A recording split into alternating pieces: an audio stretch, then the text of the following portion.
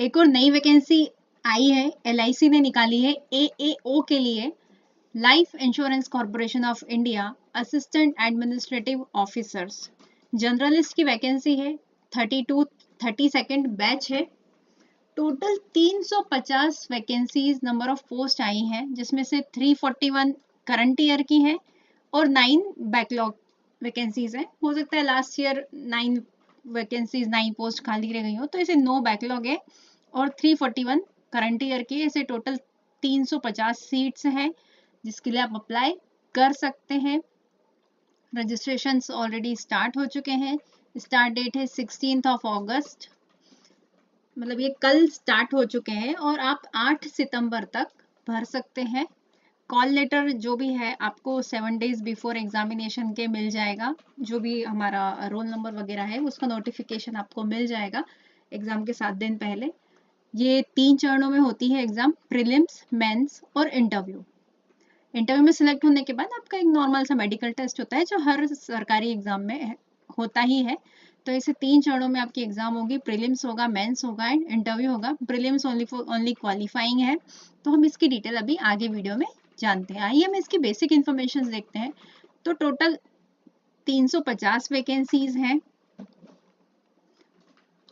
16 अगस्त से form filling start हो गई है जो कि 8 सितंबर तक चलेगी और प्रिलिमिनरी और मेंस की टेंटेटिव डेट्स हमें मिल गई है। अक्टूबर में आपका प्रीलिम्स हो जाएगा और नवंबर में मेंस की एग्जाम है। अब देखते हैं हम एलिजिबिलिटी जो भी है एज वाइज क्या है इसके अंदर।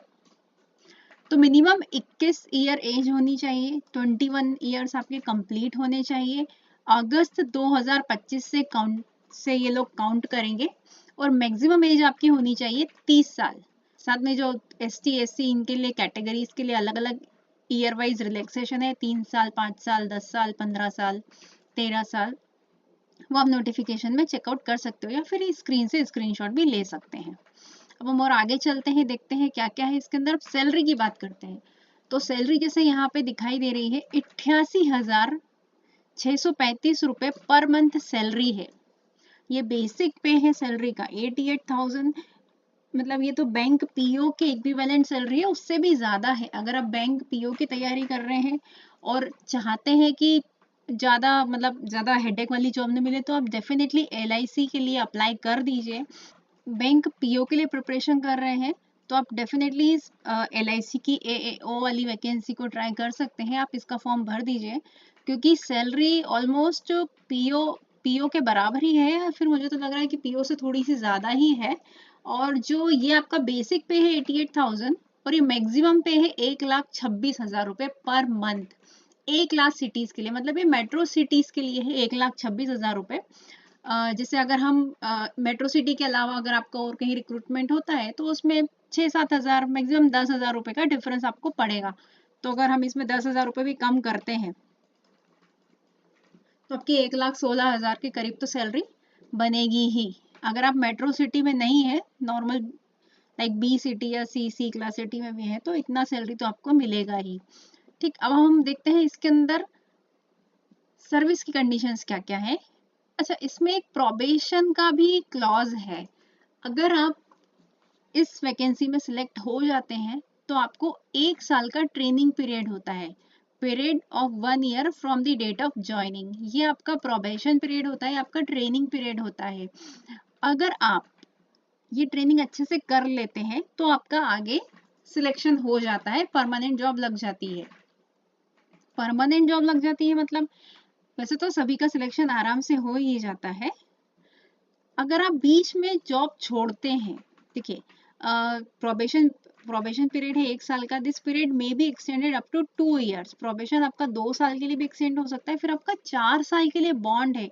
अगर आप 4 साल के पहले जॉब छोड़ते हैं तो आपको 5 लाख रुपए पे करने होंगे LIC को। ये आप क्लॉज देख लीजिएगा, क्योंकि क्या होता है कि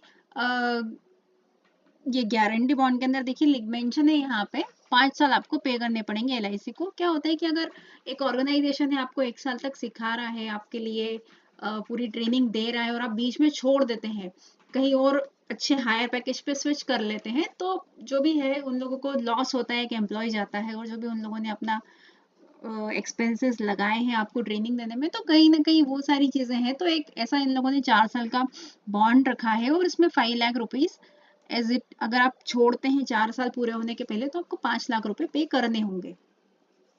अगर अपन फीस की बात करें, क्या फीस रहेगी, तो SC ST PWBD के लिए 85 rupees plus transaction charges and GST है, और अदर्स जो अनरिजर्व कैटेगरी आती है उसके लिए 700 rupees plus transaction charges and GST ये फीस रहेगी अगर आप अप्लाई करते हैं तो। अब हम सिलेक्शन प्रोसेस की बात करते हैं। जैसे मैंने आपको बताया कि प्रीलिम्स है, मेंस है और इंटरव्यू है, ये 3 चरण है इसके क्लियर करने के। तो आइए हम प्रीलिम्स के टेस्ट के, प्रीलिम्स में कौन कौन से पेपर्स आएंगे उसके बारे में हम बात करते हैं। देखिए, कोई भी नेगेटिव मार्किंग नहीं है, चाहे वो प्रीलिम्स हो या मेंस हो, दोनों एग्जाम्स में कोई नेगेटिव मार्किंग नहीं है।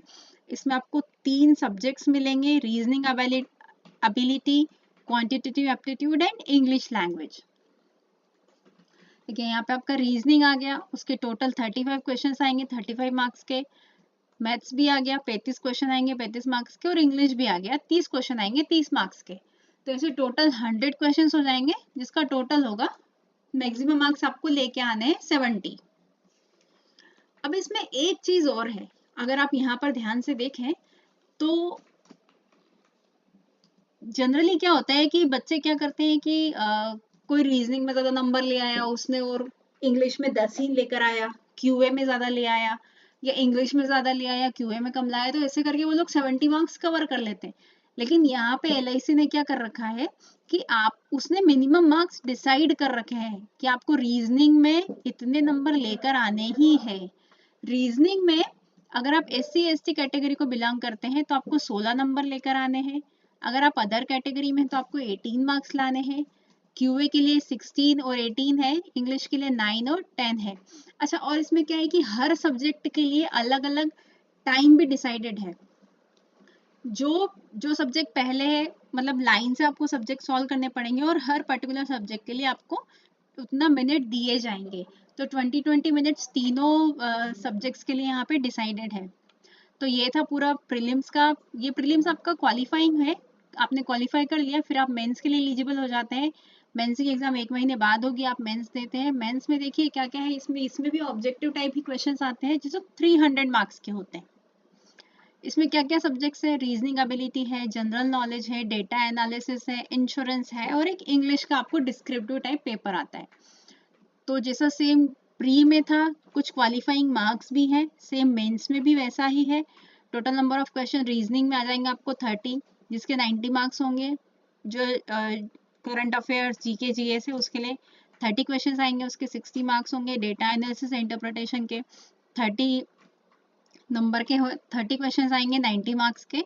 और इंश्योरेंस एंड फाइनेंस से रिलेटेड भी डेफिनेटली, अगर LIC है तो इंश्योरेंस एंड फाइनेंस तो आएगा ही, तो उसके भी नंबर ऑफ क्वेश्चन 30 है और जो 60 मार्क्स के हैं, तो टोटल ऐसे 300 मार्क्स का टोटल हो जाएगा 120।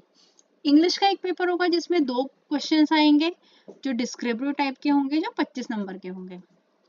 तो आप ये इसमें से देख लीजिए, आपको रीजनिंग में अगर आप SC ST में है, आप अदर कैटेगरी, आप अनरिजर्व कैटेगरी में, तो 40 45 27 30 ऐसे करके क्वालिफाइंग मार्क्स भी है। तो ये बिल्कुल आप ध्यान रखिए, अगर आप तैयारी कर रहे हैं तो आपको सारे सब्जेक्ट्स इक्वल प्रॉपर प्रिपरेशन करनी होगी, कि आप हर सब्जेक्ट में एटलीस्ट जो इनका कट ऑफ मार्क्स इन लोगों ने डिसाइड कर रखे हैं LIC ने, कि हम उतने मार्क्स तो लेकर आए ही। तो ये आप इसका स्क्रीनशॉट भी ले सकते हैं, या मैं आपको इसका जो नोटिफिकेशन है इसका डिस्क्रिप्शन बॉक्स में लिंक प्रोवाइड कर दूंगी, तो आप वहां से भी पूरा नोटिफिकेशन डाउनलोड करके आप पूरा चेकआउट कर सकते हैं कि किस पेपर के लिए कितने मार्क्स है और कितने मिनिमम मार्क्स आपको लाने ज़रूरी हैं। आइए हम थर्ड स्टेज की तरफ चलते हैं, आगे क्या देके रखा है इसके अंदर। ऑनलाइन एग्जामिनेशन के लिए कुछ गाइडलाइंस है यहाँ पे, वो आप देख लीजिएगा इसके अंदर क्या है।